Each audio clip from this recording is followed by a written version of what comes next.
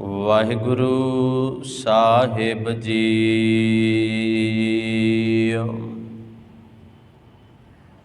ਇੱਕ ਓੰਕਾਰ ਸਤਿਗੁਰ ਪ੍ਰਸਾਦ। ਰਾਗ ਦੇਵ ਗੰਧਾਰੀ ਮਹੱਲਾ ਨੌਵਾਂ। यह मन नैक न कहियो करੈ, सीख सिखाए रहियो अपनी सी। दुर्मत ते न टरै रहाउ, मद माया कै भयो बावरो। हर जस नह उचरै, कर पर पंच जगत कौ डहकै। अपनो उदर परै,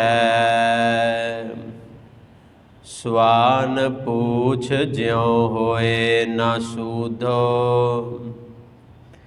कहियो न कान तरै, कहो नानक भज राम नाम नित। जाते काज सरै, स्वान पूछ ज्यों होए न सूधो। कहियो न कान तरै, कहो नानक भज राम नाम नित। जाते काज सरै। ਵਾਹਿਗੁਰੂ ਜੀ ਕਾ ਖਾਲਸਾ, ਵਾਹਿਗੁਰੂ ਜੀ ਕੀ ਫਤਿਹ।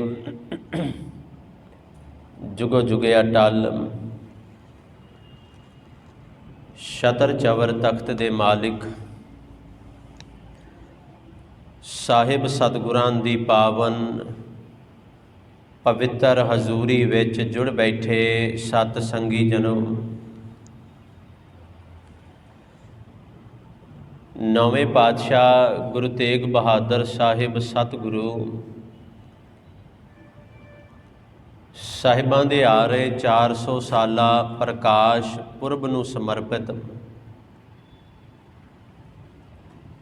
ਗੁਰੂ ਤੇਗ ਬਹਾਦਰ ਸਾਹਿਬ ਜੀ ਦੇ ਉਚਾਰਨ ਕੀਤੇ ਹੋਏ ਸ਼ਬਦਾਂ ਦੀ ਲੜੀਵਾਰ ਆਪਾਂ ਵਿਚਾਰ ਕਰ ਰਹੇ ਹਾਂ। ਅੱਜ ਦਾ ਇਹ ਪਾਵਨ ਸ਼ਬਦ ਜੋ ਆਪ ਜੀ ਨੇ ਹੁਣੇ ਸ਼ਰਵਣ ਕੀਤਾ, ਦੇਵ ਗੰਧਾਰੀ ਰਾਗ ਦੇ ਅੰਦਰ ਇਹ ਗੁਰੂ ਤੇਗ ਬਹਾਦਰ ਸਾਹਿਬ ਜੀ ਦਾ ਪਹਿਲਾ ਸ਼ਬਦ ਹੈ। ਕੁੱਲ 3 ਸ਼ਬਦ ਹਨ ਇਸ ਰਾਗ ਦੇ ਅੰਦਰ। ਅੱਜ ਦਾ ਇਹ ਸ਼ਬਦ ਪਹਿਲਾ ਸ਼ਬਦ ਹੈ ਤੇ ਸਾਹਿਬ ਸਤਿਗੁਰਾਂ ਦੇ ਮੁਬਾਰਕ ਅੰਗ 536 ਦੇ ਉੱਪਰ ਦਰਜ ਹੈ। ਗੌੜੀ ਰਾਗ ਦੇ ਅੰਦਰ 9 ਸ਼ਬਦ ਸਨ, ਆਸਾ ਰਾਗ ਦੇ ਅੰਦਰ 1 ਸ਼ਬਦ ਤੇ ਦੇਵ ਗੰਧਾਰੀ ਦੇ ਅੰਦਰ ਗੁਰੂ ਤੇਗ ਬਹਾਦਰ ਸਾਹਿਬ ਜੀ ਦੇ 3 ਸ਼ਬਦ ਹਨ। ਇਹ ਪਹਿਲਾ ਸ਼ਬਦ ਹੈ ਕਿ ਰਹਿਮਤਾਂ ਮੇਰੇ ਪਾਤਸ਼ਾਹ ਜੀ ਨੇ ਇਸ ਪਾਵਨ ਸ਼ਬਦ ਦੇ ਅੰਦਰ ਕੀਤੀਆਂ, ਕੀ ਬਖਸ਼ਿਸ਼ਾਂ ਬਖਸ਼ੀਆਂ। ਇਹ ਅੱਜ ਅਸੀਂ ਸਤਿਗੁਰਾਂ ਦੀਆਂ ਰਹਿਮਤਾਂ ਦੇ ਨਾਲ ਵਿਚਾਰਨਾ ਹੈ। ਆਪ ਜੀ ਨੇ ਕਿਰਪਾ ਕਰਨੀ, ਵਿਚਾਰਾਂ ਦੀ ਆਰੰਭਤਾ ਤੋਂ ਪਹਿਲਾਂ ਆਪਣੀਆਂ ਮਨੋਬ੍ਰਿਤੀਆਂ ਨੂੰ ਕਰੋ ਇਕਾਗਰ, ਰਸਨਾ ਨੂੰ ਕਰੋ ਪਵਿੱਤਰ, ਕਰੋ ਗੁਰਫਤਿਹ ਦੀ ਸਾਂਝ। ਵਾਹਿਗੁਰੂ ਜੀ ਕਾ ਖਾਲਸਾ, ਵਾਹਿਗੁਰੂ ਜੀ ਕੀ ਫਤਿਹ। ਅੱਜ ਦਾ ਇਹ ਪਾਵਨ ਸ਼ਬਦ, ਇਸ ਸ਼ਬਦ ਦੇ ਅੰਦਰ ਗੁਰੂ ਤੇਗ ਬਹਾਦਰ ਸਾਹਿਬ ਸਤਿਗੁਰਾਂ ਨੇ ਮਨ ਦਾ ਜ਼ਿਕਰ ਕੀਤਾ ਹੈ। ਸਾਡੇ ਇਸ ਮਨ ਦਾ ਪਾਤਸ਼ਾਹ ਜੀ ਨੇ ਆਖਿਆ, ਕਹਿੰਦੇ ਇਹ ਸਾਡਾ ਜਿਹੜਾ ਮਨ ਹੈ ਨਾ, ਇਹ ਸਾਡੀ ਗੱਲ ਮੰਨਣ ਦੇ ਵਾਸਤੇ ਤਿਆਰ ਨਹੀਂ ਹੈ। ਸੱਚੇ ਪਾਤਸ਼ਾਹ ਜੀ ਨੇ ਆਖਿਆ, ਕਹਿੰਦੇ ਮੈਂ ਆਪਣੇ ਇਸ ਮਨ ਨੂੰ ਸਮਝਾਉਣ ਦਾ ਯਤਨ ਬੜਾ ਕੀਤਾ ਹੈ, ਬੜੀਆਂ ਇਸ ਮਨ ਨੂੰ ਸਿੱਖਿਆਵਾਂ ਵੀ ਦਿੱਤੀਆਂ ਨੇ ਕਿ ਇਹ ਜਿਹੜਾ ਕੰਮ ਤੂੰ ਕਰ ਰਿਹਾ ਹੈ ਤੇਰੇ ਕਿਸੇ ਕੰਮ ਦਾ ਨਹੀਂ, ਇਹ ਭਲਾ ਨਹੀਂ।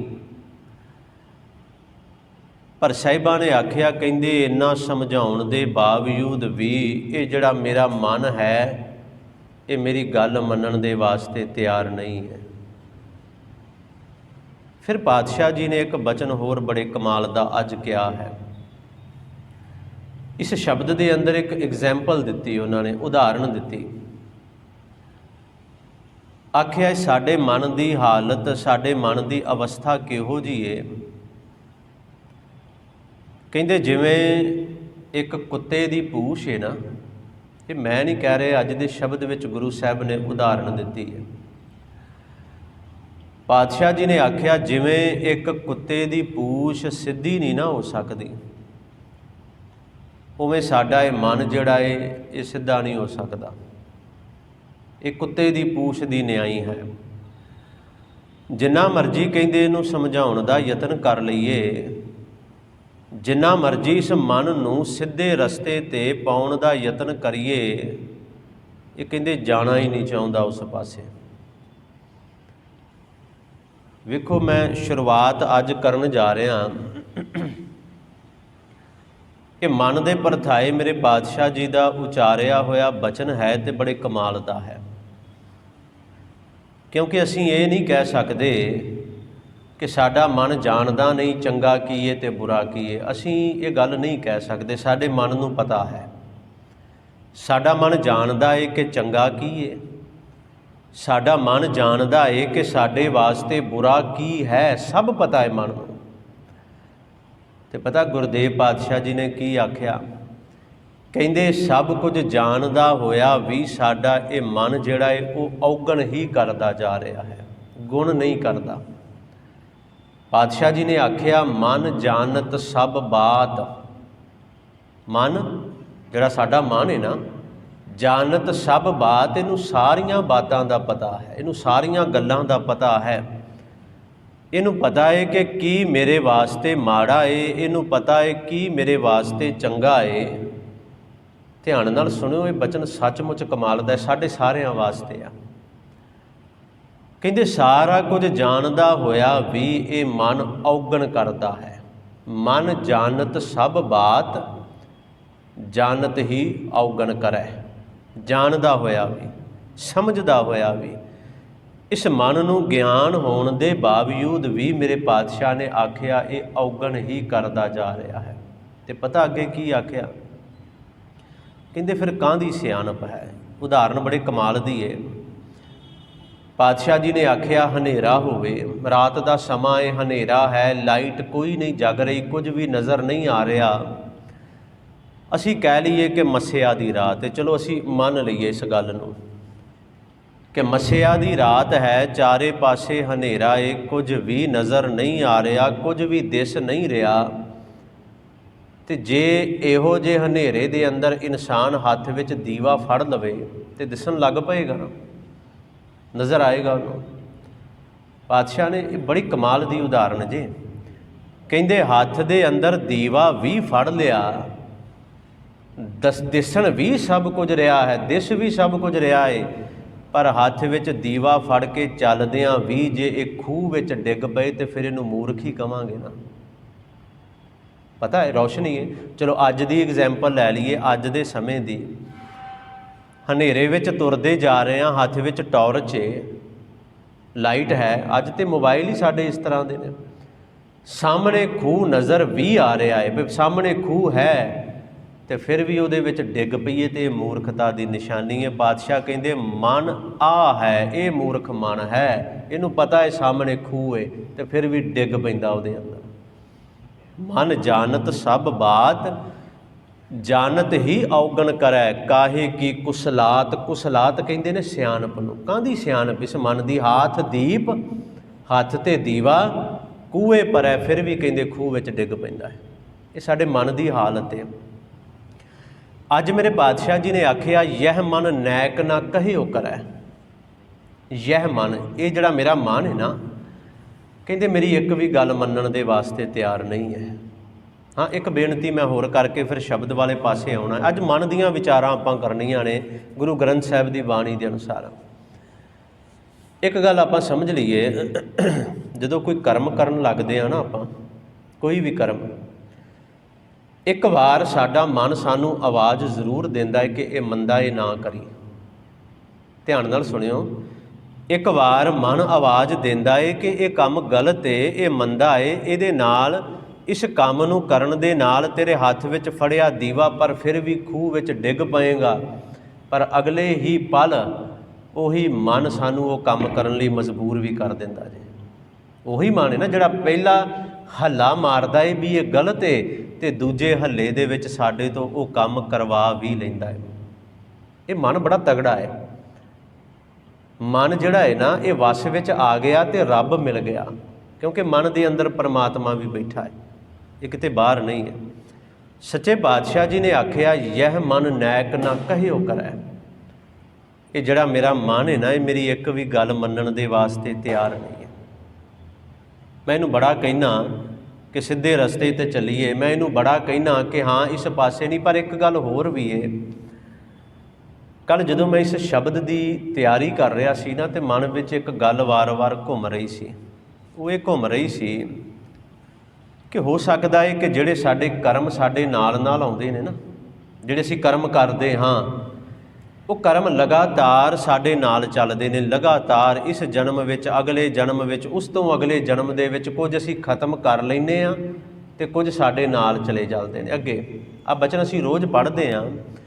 सच्चे पातशाह जी ने आख्या, पुन्नी पापी आखन नाहे। पुन्न ते पाप ये सिर्फ कहण दीयां गल्लां नहीं, आखण नाहे ये सिर्फ आखण दीयां गल्लां नहीं कि पुन्न हन ते पाप हन। असीं रोज़ पढ़ते हाँ, पातशाह ने आख्या, कर कर करना लिख लै जाओ। असीं जो करते हैं ना, जो भी करते हैं, वो लिख के साडे नाल चला जाता है, साडे कर्म बन के साडे नाल चला जाता है।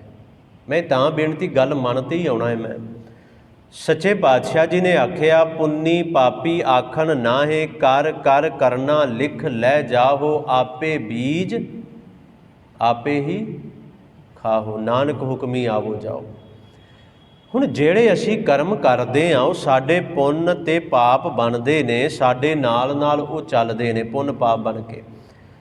तो फिर जदों अगले जन्म विच आउणे आ, अगला शरीर सानू मिलदा है, वो पुण्य या पाप साडे नाल रहिंदे ने। मन समझदा क्यों नहीं है? मन असल दे विच साडी गल जिहड़ी है वो मनदा क्यों नहीं है? मन या मनण दे वास्ते तैयार क्यों नहीं हुंदा? मेरे पातशाह ने आख्या, समझियो हुण पिछले कर्म नाल आ गए, तो गुरु साहब ने आख्या, जन्म जन्म की इस मन को मल लागी। ये एक जन्म दी नहीं है। मैं कहां कि मैं इस महीने जिहड़े मंदे कर्म कीते मेरा मन नहीं समझिया, वो इस साल है या पिछले 10 सालों में, कहिंदे नहीं। ये जिहड़ा कर कर करना लिख लै जाहू है ना, कहिंदे ओही जन्म जन्म की इस मन को मल लागी। पातशाह ने आख्या, भाई इस मन नूं जन्मां जन्मांतरां दी मैल लग गई है, ते की हो गया है? काला हुआ स्याह हो।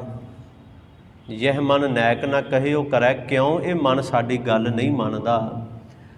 ये तो काला शाह होया पिया मैल दे नाल, इन्नी को मैल इनू लग चुकी है। काला शाह वेखो है कि पुन्नी पापी की है, तो मन साडे मन की अवस्था की है, साडा मन बदलदा किवें है, ये थोड़ा जिहा समझना पएगा सानू। एक मेरे वर्गा बंदा सी, बेड़ी विच बैठ गया। हुण दरिया पार करना है, तो सुभाविक जी गल है, जदों बेड़ी विच, मैं मन की गल ही कर रहा, मन किवें एक पल विच तोला, एक पल विच मासा किवें है। बेड़ी विच बैठ गया, कुछ होर मुसाफिर भी आ गए। मलाह कहिंदा, भाई बेड़ी भरेगी तो मैं जावांगा, भी मेरे भी 4 पैसे बन जाण। कुदरती गल है। कहिंदे एक तो बाद दूजी सवारी, तीजी आई, हौली हौली बेड़ी भर गई, तो मलाह बेड़ी नूं लैके चल पिया। बेड़ी दूजे किनारे ते पहुँच गई। हुण कुदरती गल है, जिहड़ा सब तो पहलां बेड़ी विच आके बैठा, वो सब तो पिछे चला जाता है। ये असूल है।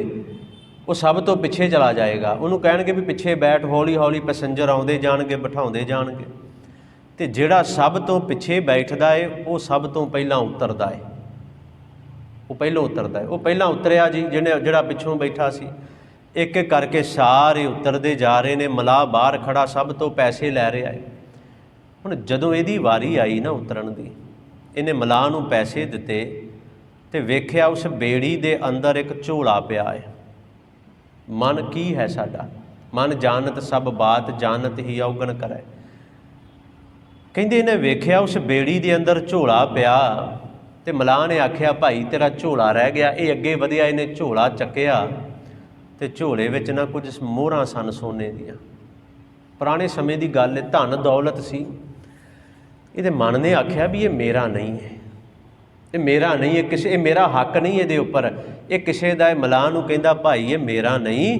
ਆਵਾਜ਼ ਮਾਰ, ਆ ਮੁਸਾਫਿਰ ਜਾ ਰਹੇ ਨੇ, ਕਿਸੇ ਮੁਸਾਫਿਰ ਦਾ ਇੱਥੇ ਰਹਿ ਗਿਆ।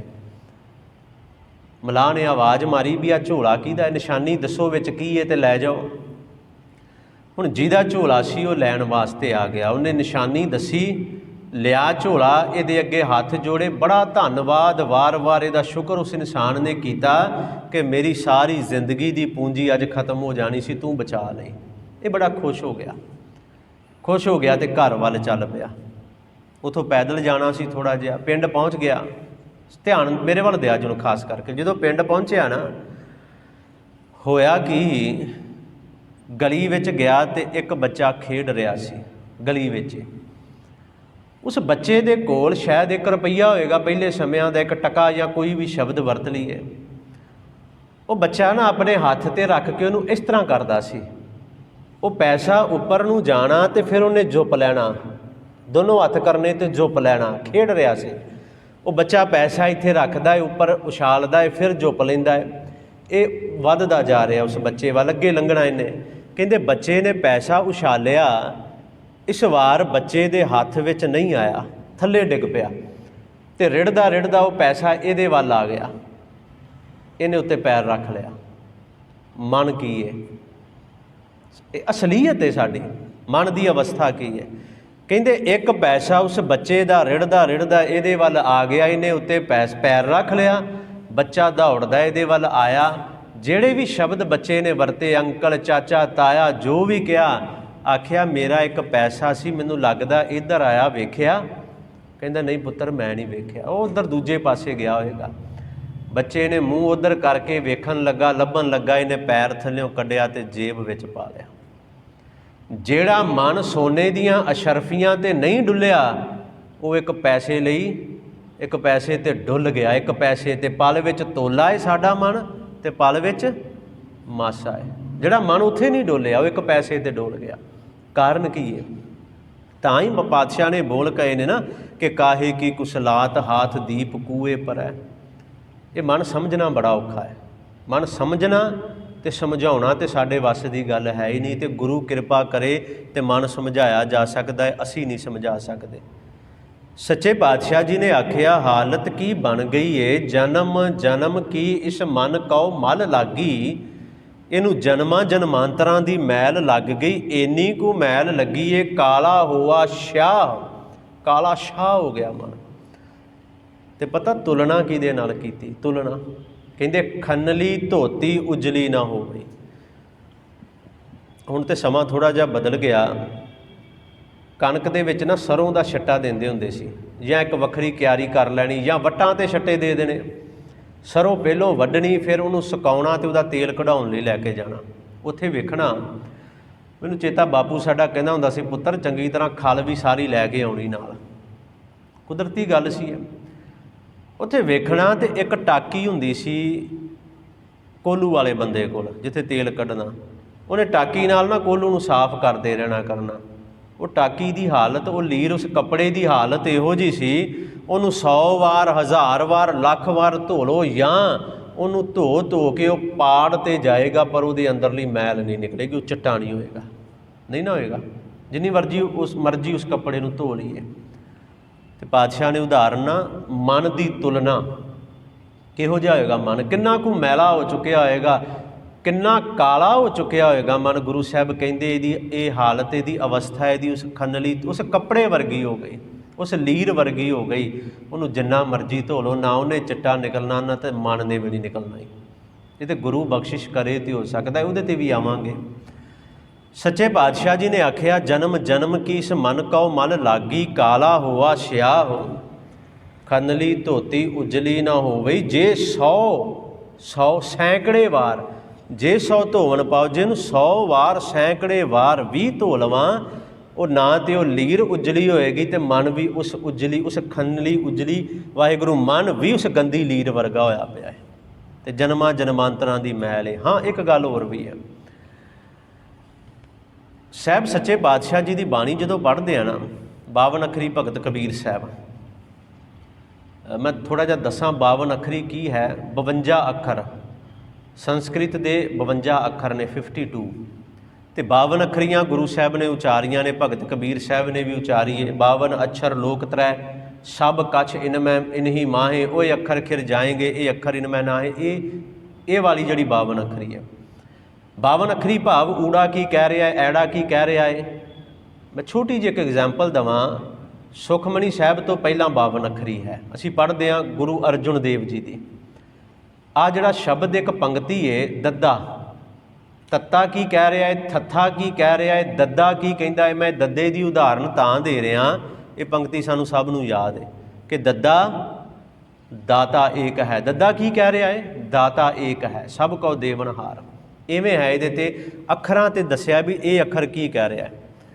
ਭਗਤ ਕਬੀਰ ਸਾਹਿਬ ਨੇ ਜਦੋਂ ਮੰਮੇ ਅੱਖਰ ਦਾ ਜ਼ਿਕਰ ਕੀਤਾ ਨਾ, ਮੰਮਾ ਅੱਖਰ, ਉਦੋਂ ਫਿਰ ਮਨ ਦੀ ਗੱਲ ਉਹ ਲੈ ਕੇ ਆ ਗਏ। ਮਨ 'ਤੇ ਕਹਿੰਦੇ ਮਨ ਕੀ ਹੈ। ਵੈਸੇ ਮਨ ਸਮਝਣਾ ਸੱਚਮੁੱਚ ਬੜਾ ਔਖਾ ਹੈ। ਕਹਿੰਦੇ ਇਹ ਮਨ ਸ਼ਕਤੀ, ਇਹ ਮਨ ਸੀਓ। ਆ ਇੱਕੋ ਪੰਕਤੀ ਹੈ, ਇਹ ਮਨ ਸ਼ਕਤੀ, ਇਹ ਮਨ ਸੀਓ। ਇਹਦੇ ਵਿੱਚ 2 ਉਦਾਹਰਨਾਂ ਭਗਤ ਸਾਹਿਬ ਨੇ ਦਿੱਤੀਆਂ ਨੇ। ਮਨ ਕੀ ਹੈ, ਕਹਿੰਦੇ ਜੇ ਤੇ ਮਨ ਮਾਇਆ ਵਾਲੇ ਪਾਸੇ ਲੱਗ ਗਿਆ, ਇਹਨੇ ਤਬਾਹ ਕਰਕੇ ਰੱਖ ਦੇਣਾ ਜੀ। ਸ਼ਕਤੀ ਦਾ ਅਰਥ ਹੈ ਮਾਇਆ, ਸ਼ਕਤੀ ਜਿਹਨੂੰ ਕਹਿੰਦੇ ਆ। ਕਦੇ ਮਨ ਸ਼ਕਤੀ ਵਾਲੇ ਪਾਸੇ, ਮਾਇਆ ਵਾਲੇ ਪਾਸੇ ਲੱਗ ਜਾਂਦਾ ਹੈ, ਤੇ ਜਦੋਂ ਮਾਇਆ ਵਾਲੇ ਪਾਸੇ ਲੱਗਦਾ ਹੈ ਤਬਾਹ ਕਰਕੇ ਰੱਖ ਦਿੰਦਾ ਹੈ। ਕਹਿੰਦੇ ਇਹ ਮਨ ਸੀਓ, ਸੀਓ ਦਾ ਅਰਥ ਹੈ ਸ਼ਿਵ, ਸ਼ਿਵ ਭਾਵ ਪਰਮਾਤਮਾ, ਰੱਬ। ਵੇਖੋ ਇੱਕੋ ਪੰਕਤੀ ਵਿੱਚ ਹੀ ਸਾਰਾ ਕੁਝ ਦੱਸ ਦਿੱਤਾ। ਕਹਿੰਦੇ ਫਿਰ ਕਦੇ ਇਹ ਮਨ ਸੀਓ ਵਾਹਿਗੁਰੂ ਸ਼ਿਵ ਕਦੇ ਰੱਬ ਵਾਲੇ ਪਾਸੇ ਲੱਗ ਜਾਂਦਾ ਹੈ, ਤੇ ਜਦੋਂ ਉੱਧਰ ਲੱਗਦਾ ਹੈ ਤੇ ਕੁੱਲਾਂ ਦੀਆਂ ਕੁੱਲਾਂ ਤਾਰ ਕੇ ਲੈ ਜਾਂਦਾ ਹੈ। ਆਪ ਇਕੱਲਾ ਨਹੀਂ, ਆਪਣੀਆਂ ਕੁੱਲਾਂ ਤਾਰ ਕੇ ਲੈ ਜਾਂਦਾ ਹੈ ਮਨ। ਪਰ ਗੱਲ ਤਾਂ ਇੰਨੀ ਕੁ ਗੱਲ ਹੈ, ਵੇਖੋ, ਇਹ ਮਨ ਸ਼ਕਤੀ, ਇਹ ਮਨ ਸੀਓ, ਇਹ ਮਨ ਪੰਚ ਤੱਤ। ਕੋ ਕਦੇ ਕਹਿੰਦੇ ਪੰਜ ਤੱਤ ਤੇ ਸਰੀਰ ਦੇ ਮਗਰ ਲੱਗਾ ਫਿਰਦਾ ਹੈ। ਗੱਲ ਇਹ ਆ, ਜਦੋਂ ਸ਼ਕਤੀ ਦੇ ਮਗਰ, ਮਾਇਆ ਦੇ ਮਗਰ ਲੱਗ ਗਿਆ ਤੇ ਕੁੱਲਾਂ ਡੋਬ ਵੀ ਦਿੰਦਾ ਹੈ ਮਨ। ਜਦੋਂ ਸੀਓ ਬਣ ਗਿਆ, ਸ਼ਿਵ ਬਣ ਗਿਆ, ਰੱਬ ਬਣ ਗਿਆ, ਰੱਬ ਦੇ ਮਗਰ ਲੱਗ ਗਿਆ, ਤੇ ਇੱਕ ਪਲ ਦੇ ਅੰਦਰ ਇਹ ਮਨ ਕੁੱਲਾਂ ਤਾਰ ਵੀ ਦਿੰਦਾ ਜੇ। ਮਨ ਸਮਝਣਾ ਬੜਾ ਔਖਾ ਹੈ। ਇਹ ਤਾਂ ਮੈਂ ਜੋ ਵੀ ਐਗਜ਼ੈਂਪਲਸ ਦੇ ਰਿਹਾ, ਇਹ ਮੇਰੀ ਆਪਣੀ ਮੱਤ ਹੈ, ਇਹ ਫਾਈਨਲ ਨਹੀਂ ਹੈ। ਮੇਰੀ ਬੇਨਤੀ ਨੂੰ ਸਮਝਿਓ। ਮੈਂ ਕਹਾਂ ਇਹ ਫਾਈਨਲ ਹੈ ਜਾਂ ਲਾਸਟ ਹੈ, ਇਹ ਮੇਰੀ ਆਪਣੀ ਮੱਤ ਹੈ, ਜਿਹਦੇ ਅਨੁਸਾਰ ਮੈਂ ਤੁਹਾਨੂੰ ਉਦਾਹਰਨਾਂ ਦੇ ਕੇ ਦੱਸ ਰਿਹਾ। ਪਰ ਇਹ ਸੱਚਾਈ ਮੈਂ ਪੂਰੀ ਨਹੀਂ ਬਿਆਨ ਕਰ ਰਿਹਾ। ਉਹਦਾ ਇੱਕ ਕਾਰਨ ਹੈ ਕਿ ਜਿੰਨੀ ਮੈਨੂੰ ਸਮਝ ਆਈ ਮੈਂ ਤੁਹਾਨੂੰ ਦੱਸ ਰਿਹਾ। ਸੱਚੇ ਪਾਤਸ਼ਾਹ ਜੀ ਨੇ ਅੱਜ ਆਖਿਆ, ਕਹਿੰਦੇ ਯਹ ਮਨ, ਇਹ ਜਿਹੜਾ ਮੇਰਾ ਮਨ, ਇਹ ਅੱਜ ਦਾ ਸ਼ਬਦ ਹੈ।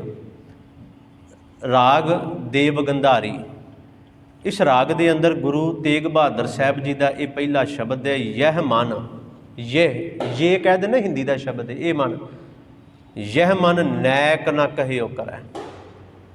ਇਹ ਮਨ ਨਾ ਤੇ ਮੇਰੀ ਗੱਲ ਮੰਨਦਾ ਤੇ ਨਾ ਕਦੇ ਇਹਨੇ ਕੋਈ ਚੰਗਾ ਕੰਮ ਕੀਤਾ। ਗੁਰੂ ਸਾਹਿਬ ਕਹਿੰਦੇ ਕੀ ਹੋਇਆ, ਕਹਿੰਦੇ ਮੈਂ ਤੇ ਇਹਨੂੰ ਬੜਾ ਕੁਝ ਕਹਿੰਦਾ, ਸੀਖ ਸਿਖਾਏ ਰਹੇ ਹੋ ਆਪਣੀ ਸੀ। ਕਹਿੰਦੇ ਮੈਂ ਤੇ ਇਹਨੂੰ ਬੜੀਆਂ ਸਿੱਖਿਆਵਾਂ ਦੇਣਾ, ਮੈਂ ਤੇ ਇਹਨੂੰ ਬੜਾ ਸਮਝਾਉਣਾ।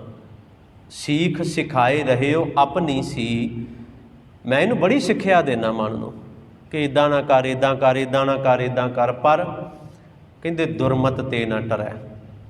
ਗੁਰੂ ਤੇਗ ਬਹਾਦਰ ਸਾਹਿਬ ਕਹਿੰਦੇ ਦੁਰਮਤ ਤੋਂ, ਭੈੜੀ ਮੱਤ ਤੋਂ, ਭੈੜੇ ਕੰਮਾਂ ਤੋਂ ਟਲਦਾ ਨਹੀਂ ਹੈ ਮਨ।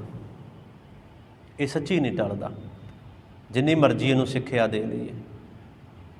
ਅੱਗੇ ਮੇਰੇ ਪਾਤਸ਼ਾਹ ਜੀ ਨੇ ਆਖਿਆ, ਮਦ ਮਾਇਆ ਕਹਿ ਭਇਓ ਬਾਬਰੋ। ਮਦ ਕਹਿੰਦੇ ਨੇ ਨਸ਼ੇ ਨੂੰ। ਵੈਸੇ ਮਦ ਦਾ ਸ਼ਾਬਦਿਕ ਅਰਥ ਸ਼ਰਾਬ ਹੈ, ਮदिरा। ਇੱਥੇ ਮਸਤੀ ਸ਼ਬਦ ਵਰਤਿਆ ਜਾਏਗਾ, ਨਸ਼ਾ ਇਹਦੇ ਅਰਥ ਕੀਤੇ ਜਾਣਗੇ। ਮਦ ਮਾਇਆ ਕੈ ਭਇਓ ਬਾਬਰੋ। ਇਹ ਮਨ ਕਹਿੰਦੇ ਮਾਇਆ ਦੇ ਨਸ਼ੇ ਦੇ ਅੰਦਰ ਬਾਵਰਾ ਹੋਇਆ ਪਿਆ, ਝੱਲਾ ਹੋਇਆ ਪਿਆ, ਪਾਗਲ ਹੋਇਆ ਪਿਆ, ਸ਼ਦਾਈ ਹੋਇਆ ਪਿਆ ਕਹਿ ਲਈਏ ਇਹ ਮਨ ਸਾਡਾ। ਮਦ ਮਾਇਆ ਕੈ ਭਇਓ ਬਾਬਰੋ, ਹਰ ਜਸ ਨਹਿ ਉਚਰੈ। ਹਰ ਜਸ ਪਰਮਾਤਮਾ ਦਾ ਜਸ, ਪਰਮਾਤਮਾ ਦੀ ਵਡਿਆਈ ਨਹੀਂ ਉਚਰਦਾ। ਪਰਮਾਤਮਾ ਦੇ ਨਾਮ ਵਾਲੇ ਪਾਸੇ ਨਹੀਂ ਆਉਂਦਾ ਮਨ, ਉਸ ਪਾਸੇ ਨਹੀਂ ਆਉਂਦਾ। ਕਰ ਪਰਪੰਚ ਜਗਤ ਕਉ ਡਹਿਕੈ। ਪਰਪੰਚ ਛਲਾਵੇ, ਬੜੀਆਂ ਠੱਗੀਆਂ। ਕਰ ਪਰਪੰਚ, ਬੜੇ ਪਰਪੰਚ ਕਰਦਾ ਹੈ, ਬੜੇ ਛਲਾਵੇ ਕਰਦਾ ਹੈ। ਜਗਤ ਕਉ ਡਹਿਕੈ, ਜਗਤ ਨੂੰ ਲੁੱਟ ਲੈਂਦਾ ਹੈ। ਕਹਿੰਦੇ ਆਪਣੋ ਉਦਰ ਭਰੈ। ਉਦਰ ਵੈਸੇ ਕਹਿੰਦੇ ਨੇ ਪੇਟ ਨੂੰ, ਢਿੱਡ ਨੂੰ। ਆਪਣਾ ਢਿੱਡ ਭਰਦਾ ਹੈ। ਕਹਿਣ ਦਾ ਅਰਥ ਹੈ ਜ਼ੋਰ ਜਿੰਨਾ ਮਰਜ਼ੀ ਲਾ ਲਈਏ, ਇਹ ਮਨ ਜਿਹੜਾ ਹੈ ਆਪਣੀ ਗੱਲ ਹੀ ਕਰਦਾ ਹੈ ਅਤੇ ਆਪਣੇ ਬਾਰੇ ਸੋਚਦਾ, ਆਪਣਾ ਢਿੱਡ ਹੀ ਭਰਦਾ ਹੈ। ਮੈਂ ਬੇਨਤੀ ਕਰ ਚੁੱਕਿਆ, ਇੱਕ ਪਲ ਦੇ ਅੰਦਰ ਛੱਡਣ ਲੱਗਿਆ ਅਤੇ ਹਜ਼ਾਰਾਂ ਅਸ਼ਰਫੀਆਂ ਮੋਹਰਾਂ ਵੀ ਛੱਡ ਗਿਆ ਅਤੇ ਡੋਲਣ ਲੱਗਿਆ ਅਤੇ 1 ਰੁਪਈਏ ਅਤੇ ਸਿੱਕੇ 'ਤੇ ਵੀ ਡੋਲ ਗਿਆ। ਇੱਕੋ ਦਿਨ ਦੇ ਅੰਦਰ ਹੀ ਨਾਲੇ, ਵੱਖੋ ਵੱਖ ਦਿਨਾਂ ਦੀਆਂ ਗੱਲਾਂ ਨਹੀਂ। ਪਾਤਸ਼ਾਹ ਕਹਿੰਦੇ ਇਹ ਆਪਣਾ ਪੇਟ ਹੀ ਭਰਦਾ ਹੈ, ਆਪਣਾ ਉਦਰ ਹੀ ਭਰਦਾ ਹੈ, ਮਾਇਆ ਦੇ ਅੰਦਰ ਮਸਤ ਹੋਇਆ ਪਿਆ ਹੈ, ਠੱਗਦਾ ਪਿਆ ਹੈ ਸਾਨੂੰ ਇਹ। ਅਗਲੇ ਅਖੀਰਲਾ ਬੰਦ ਹੈ, ਇਹ ਥੋੜ੍ਹਾ ਜਿਹਾ ਧਿਆਨ ਨਾਲ ਸੁਣਿਓ।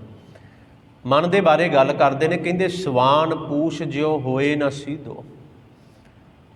ਸਵਾਨ ਪੂਛ, ਸਵਾਨ ਕਹਿੰਦੇ ਨੇ ਕੁੱਤੇ ਨੂੰ, ਅਤੇ ਪੂਛ ਕੁੱਤੇ ਦੀ ਪੂਛ। ਅਸੀਂ ਅੱਜ ਵੀ ਕਹਿੰਦੇ ਹਾਂ ਨਾ, ਇਹ ਬੰਦਾ ਕਿਸੇ ਲਈ ਐਗਜ਼ੈਂਪਲ ਦੇਣੇ ਤਾਂ ਕੁੱਤੇ ਦੀ ਪੂਛ ਹੈ। ਕਹਿਣ ਦਾ ਭਾਵੇਂ ਕਦੇ ਸਿੱਧਾ ਨਹੀਂ ਹੋ ਸਕਦਾ, ਅਤੇ ਗੁਰੂ ਸਾਹਿਬ ਨੇ ਉਹੀ ਉਦਾਹਰਨ ਦਿੱਤੀ, ਸਵਾਨ ਪੂਛ। ਇਹ ਸਾਡਾ ਜਿਹੜਾ ਮਨ ਹੈ ਨਾ, ਕੁੱਤੇ ਦੀ ਪੂਛ ਵਰਗਾ ਹੈ। ਹੋਏ ਨਾ ਸੂਧੋ, ਇਹ ਕਹਿੰਦੇ ਸਿੱਧਾ ਨਹੀਂ ਹੋ ਸਕਦਾ ਕਦੇ। ਹੋ ਸਕਦਾ ਹੈ, ਇਹ ਵੀ ਅੱਗੇ ਵਿਚਾਰਾਂ ਆਉਣਗੀਆਂ। ਅੱਜ ਇਹਦੇ 'ਤੇ ਪੂਰੀ ਵਿਚਾਰ ਨਹੀਂ ਕਰਨੀ, ਕਿਉਂਕਿ ਅੱਜ ਜੋ ਸਤਿਗੁਰਾਂ ਨੇ ਕਿਹਾ ਉਹਦੇ 'ਤੇ ਆਪਾਂ ਰਹਿਣਾ ਹੈ। ਸਵਾਨ ਪੂਛ ਜਿਵੇਂ ਕੁੱਤੇ ਦੀ ਪੂਛ ਹੈ, ਹੋਏ ਨਾ ਸੂਧੋ। ਕਹਿੰਦੇ ਮਨ ਉਸ ਤਰ੍ਹਾਂ ਸਿੱਧਾ ਨਹੀਂ ਹੁੰਦਾ। ਕਹਿਓ ਨਾ ਕਾਨ ਧਰੈ। ਕਹਿੰਦੇ ਮੇਰਾ ਕਹਿਆ ਕੰਨ ਧਰ ਕੇ ਸੁਣਦਾ ਨਹੀਂ। ਮੇਰਾ ਕਹਿਆ, ਗੁਰੂ ਦਾ ਕਹਿਆ। ਵੈਸੇ ਜੋ ਸ਼ੁਰੂਆਤ ਹੈ ਉੱਥੇ ਕਿਹਾ ਮਨ ਮੇਰੀ ਗੱਲ ਨਹੀਂ ਮੰਨਦਾ, ਅਤੇ ਇੱਥੇ ਕਹਿਣ ਦਾ ਭਾਵ ਇਹੀ ਹੈ, ਕਹਿਓ ਨਾ ਕਾਨ ਧਰੈ। ਕਾਨ ਧਰੈ, ਕੰਨ ਧਰ ਕੇ ਚੰਗੀ ਤਰ੍ਹਾਂ। ਕਹਿੰਦੇ ਮੇਰੀ ਗੱਲ ਧਿਆਨ ਨਾਲ ਸੁਣਦਾ ਨਹੀਂ ਹੈ। ਇਹ ਕੁੱਤੇ ਦੀ ਪੂਛ ਹੈ ਮਨ। ਅਤੇ ਪਾਤਸ਼ਾਹ ਨੇ ਫਿਰ ਅਖੀਰ 'ਤੇ ਜਿਹੜੇ ਬੋਲ ਕੇ ਬੜੇ ਕਮਾਲ ਦੇ ਨੇ। ਕਹਿੰਦੇ ਕਹੋ ਨਾਨਕ ਭਜ ਰਾਮ ਨਾਮ ਨਿਤ। ਕਹੋ ਨਾਨਕ, ਗੁਰੂ ਤੇਗ ਬਹਾਦਰ ਸਾਹਿਬ ਸੱਚੇ ਪਾਤਸ਼ਾਹ ਕਹਿ ਰਹੇ ਨੇ, ਭਜ ਰਾਮ ਨਾਮ ਨਿਤ। ਭਾਈ ਜੇ ਤੂੰ ਚਾਹੁੰਦਾ ਹੈ ਨਾ ਮਨ ਤੇਰੇ ਵੱਸ ਵਿੱਚ ਆ ਜਾਏ, ਜੇ ਤੂੰ ਚਾਹੁੰਦਾ ਹੈ ਮਨ ਤੇਰੀ ਗੱਲ ਮੰਨੇ, ਜੇ ਤੂੰ ਚਾਹੁੰਦਾ ਹੈ ਇਹ ਕੁੱਤੇ ਦੀ ਪੂਛ ਸਿੱਧੀ ਹੋ ਜਾਏ, ਜੇ ਤੂੰ ਚਾਹੁੰਦਾ ਹੈ ਕਿ ਇਹ ਮਨ ਜਿਹੜਾ ਹੈ ਤੇਰੀ ਗੱਲ ਕੰਨ ਧਰ ਕੇ ਸੁਣੇ, ਤੇ ਫਿਰ ਸਮਝ ਲੈ, ਜਾਣ ਲੈ ਕਿ ਭਜ ਰਾਮ ਨਾਮ ਨਿਤ। ਨਿਤ ਹਮੇਸ਼ਾ ਪਰਮਾਤਮਾ ਦਾ ਨਾਮ ਜਪ, ਪਰਮਾਤਮਾ ਦੀ ਬੰਦਗੀ ਕਰ, ਉਹਦਾ ਸਿਮਰਨ ਕਰ, ਉਹਦੇ ਨਾਮ ਨਾਲ ਜੁੜ ਜਾ। ਆਪਣਾ ਸਭ ਕੁਝ, ਤਨ ਵੀ, ਮਨ ਵੀ ਅਤੇ ਧਨ ਵੀ। ਜਦੋਂ ਗੁਰੂ ਨੂੰ, ਮੈਂ ਉਸ ਦਿਨ ਬੇਨਤੀ ਕੀਤੀ ਸੀ, ਮਨ ਜਦੋਂ ਗੁਰੂ ਨੂੰ ਅਰਪਣ ਕਰਦੇ ਹਾਂ ਤਾਂ ਕੀ ਕੁਝ ਹੁੰਦਾ। ਕਹਿੰਦੇ ਫਿਰ ਕਹੋ ਨਾਨਕ ਭਜ ਰਾਮ ਨਾਮ ਨਿਤ, ਜਾ ਤੇ ਕਾਜ ਸਰੈ। ਜਿਹਦੇ ਨਾਲ ਤੇਰਾ ਕਾਰਜ ਜਿਹੜਾ ਹੈ ਉਹ ਸਰ ਜਾਏਗਾ, ਜਿਹਦੇ ਨਾਲ ਤੇਰਾ ਕਾਰਜ ਜਿਹੜਾ ਉਹ ਰਾਸ ਹੋ ਜਾਏਗਾ। ਕਿਹੜਾ ਕਾਰਜ? ਕਿ ਮਨ ਤੇਰੀ ਗੱਲ ਮੰਨਣ ਲੱਗ ਪਏਗਾ। ਮਨ ਜਿਹੜਾ ਅੱਜ ਤੇਰੇ ਕਹਿਣੇ ਵਿੱਚ ਨਹੀਂ, ਤੇਰੇ ਆਖੇ ਵਿੱਚ ਨਹੀਂ, ਉਹ ਤੇਰੇ ਕਹਿਣੇ ਵਿੱਚ, ਜਿਵੇਂ ਤੂੰ ਕਹੇਂਗਾ ਉਸੇ ਤਰ੍ਹਾਂ ਹੀ ਫਿਰ ਚੱਲੇਗਾ। ਪਰ ਕਿਵੇਂ? ਭਜ ਰਾਮ ਨਾਮ ਨਿਤ ਭਲਿਆ।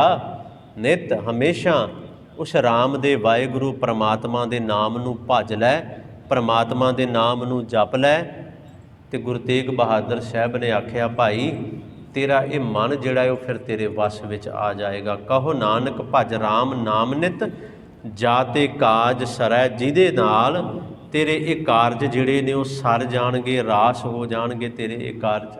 ਭਾਵ ਮਨ ਫਿਰ ਡੋਲੇਗਾ ਨਹੀਂ, ਮਨ ਫਿਰ ਦੌੜੇਗਾ ਨਹੀਂ।